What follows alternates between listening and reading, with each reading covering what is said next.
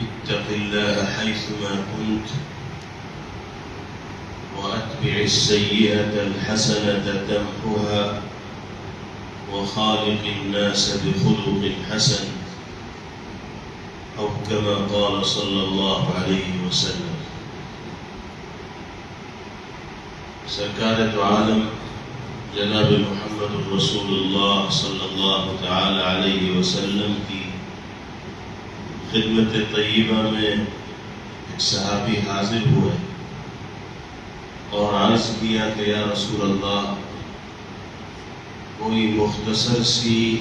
جامع نصیحت ارشاد فرمائیے جس پر عمل کرنے کی بدولت دنیاوی سعادتیں بھی ہمارا مقدر بن سکے اور اخروی کامیابیاں اور کامرانیاں بھی ہمارے حصے میں حاصل ہیں. جناب رسول اللہ صلی اللہ تعالی علیہ وسلم کے پاس تو نصیحتوں کا خزانہ تھا اور اللہ نے آپ کو یہ کمال عطا فرمایا تھا کہ مختصر سے جملوں میں علوم و معارف کا سمندر آپ دنیا کے سامنے پیش فرما دیا کرتے تھے. چنانچہ اس موقع پر بھی اللہ کے حبیب صلی اللہ تعالی علیہ وسلم نے 3 بنیادی ہدایات ذکر فرمائی اور وہ ایسی ہیں کہ انسان اگر ان پر عمل کرنے کی کوشش کرے گا تو اس کی دنیا بھی آباد و شاداب ہوگی اور آخرت میں بھی نجات و سرخروئی اس کا مقدر بنے گی. سب سے پہلی ہدایت پیغمبر علیہ السلام نے یہ دی کہ جہاں رہو اللہ کے خوف اور مالک کی خشیت سے اپنے دل کو آباد اور معمور رکھو. خوف خدا اور خشیت الہی کے جذبے سے سرشار رہو. تقوی کی صفت سے متصف ہو کر زندگی گزارو. یہ وہ بنیادی صفت ہے کہ اگر انسان کی زندگی اس صفت سے آراستہ ہو جائے تو ہر طرح کے گناہوں سے، معاصی سے، بدعمالیوں سے اور اللہ کو ناراض کرنے والے اعمال سے بچ کر زندگی گزارنا انسان کے لیے ممکن و آسان ہو جائے. ہم اگر گناہ کرتے ہیں،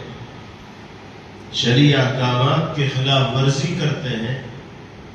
تو اس وجہ سے کہ ہمیں اللہ کی بارگاہ میں جواب دہی کا احساس نہیں ہوتا، اللہ کا خوف اور خدا کی خشیت سے ہمارا دل خالی ہوتا ہے، اس لیے جو جی میں آتا ہے وہ کر لیتے ہیں، جو چاہتے ہیں بول لیتے ہیں، جس طرح چاہتے ہیں اقدامات کر لیتے ہیں. اگر ہم ایک لمحے کے لیے یہ سوچیں کہ ہماری زبان جو جملے بھی بول رہی ہے ہمیں اس کے سلسلے میں اللہ کی بارگاہ میں جواب دہ ہونا پڑے گا تو سوچ سمجھ کر بولیں. لیکن جب یہ احساس نہیں ہوگا تو جو دل میں آئے گا وہ زبان سے بولنا شروع کر دیں. نبی کریم علیہ السلام نے پہلی ہدایت و نصیحت یہی فرمائی کہ تقوی کی صفت سے متصف ہو کر زندگی گزارو. جلوت میں ہو یا خلوت میں، تنہائی میں ہو یا لوگوں کے درمیان، اللہ کی بارگاہ میں جواب دہی کے احساس سے لرزتے رہو، کانپتے رہو اور یہ یقین اپنے دل کے اندر پیدا کرو کہ اپنے ہر عمل کے سلسلے میں تمہیں جواب دہ ہونا پڑے گا. اللہ ہمیں معاف فرمائے. ہمارے دل سے سچائی یہ ہے کہ خوف خدا اور خشیت الہی کا جذبہ ختم ہوتا چلا جا رہا ہے. ہم 10 آدمیوں کے بیچ میں ہوتے ہیں تو بعض دفعہ لوگوں سے شرم کرتے ہوئے ہم گناہ سے بچ جاتے ہیں کہ دنیا کیا کہے گی. لیکن جب ہم تنہائی میں ہوتے ہیں، خلوت میں ہوتے ہیں تو جو ہمارا جی چاہتا ہے وہ کرتے ہیں اور جس طرح کی بدعملی کا ارتکاب کرنا چاہتے ہیں اس طرح کی بدعملی کرتے ہیں، کیونکہ ہمیں یہ محسوس ہوتا ہے کہ کوئی انسانی نگاہ ہمارا پیچھا نہیں کر رہی. دنیا چاہے ہمیں نہ دیکھ رہی ہو، لیکن اللہ کی نگاہوں سے انسان کہیں بھی اوجھل و پوشیدہ نہیں رہ سکتا۔ اس لیے تنہائی ہو یا مجمع، انسان کے دل میں اللہ کا ڈر رہنا چاہیے اور گناہوں سے بچ کر زندگی گزارنی چاہیے۔ یہ پہلی ہدایت۔ دوسری چیز پیغمبر علیہ السلام نے ارشاد فرمائی،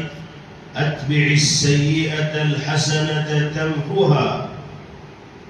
اگر کبھی کوئی گناہ سرزد ہو جائے، خلاف شریعت کوئی عمل ہو جائے، اللہ کے غضب و غصے کو دعوت دینے والا کوئی کام کر بیٹھو، تو فوراً ندامت و شرمندگی کا احساس ہونا چاہیے، اللہ کی بارگاہ میں حاضر ہو کر معافی کا طلبگار ہونا چاہیے اور نیکیوں کو انجام دینا چاہیے، اس لیے کہ حسنات اور نیکیاں سیئات اور گناہوں کے لیے کفارہ بنتی۔ قرآن پاک میں ارشاد فرمایا گیا، ان الحسنات یذہبن السیئات، نیکیاں سیئات کو اور گناہوں کو ختم کر دیا کرتی ہیں، یعنی حسنات اور نیکیوں میں اللہ نے یہ خاصہ رکھا ہے کہ وہ صغائر کے لیے، گناہوں کے لیے کفارہ بن جائے۔ ہر انسان خطا کار ہے اور اس سے غلطی کا صدور ممکن ہے۔ انبیاء کرام علیہم الصلوات والتسلیم کو تو اللہ نے معصوم عن الخطا بنا کر اس دنیا میں بھیجا تھا، ان کے علاوہ ہر انسان سے غلطی کا صدور ممکن ہے، لیکن انسان کا کمال یہ ہے کہ وہ غلطی کے اوپر جمنے والا نہ ہو، گناہوں پر اصرار کرنے والا نہ ہو۔ اگر کبھی غلطی ہو جائے تو فوراً نادم و شرمندہ ہو، اللہ سے معافی کا طالب بنے، 2 رکعت صلاۃ التوبہ کی نیت سے ادا کرے، اللہ سے معافی طلب کرے، تو باری تعالی اپنی بارگاہ میں عفو و درگزر کا سوال کرنے والوں کو کبھی محروم نہیں فرماتے۔ اللہ تعالی ہر مانگنے والے کی جھولی کو بھرتے ہیں اور اس کی فریاد کو سنتے ہیں اور اسے پورا کرتے ہیں۔ اللہ تعالی ہم سب کو کثرت سے استغفار کی توفیق مرحمت فرمائے۔ سرکار دو عالم جناب محمد الرسول اللہ صلی اللہ علیہ وسلم، جن کی ذات سے کسی طرح کے خلاف شرع عمل کا صدور ناممکن تھا، اس کے باوجود پیغمبر علیہ السلام اتنی کثرت سے استغفار فرمایا کرتے تھے کہ حضرات صحابہ رضوان اللہ علیہم اجمعین فرماتے ہیں ایک مجلس میں 100 مرتبہ پیغمبر علیہ السلام استغفار فرماتے ہیں۔ ایک حدیث پاک میں آپ نے استغفار کے فوائد بیان کرتے ہوئے ارشاد فرمایا، من لزم الاستغفار جعل اللہ له من كل ضيق مخرجا ومن كل هم فرجا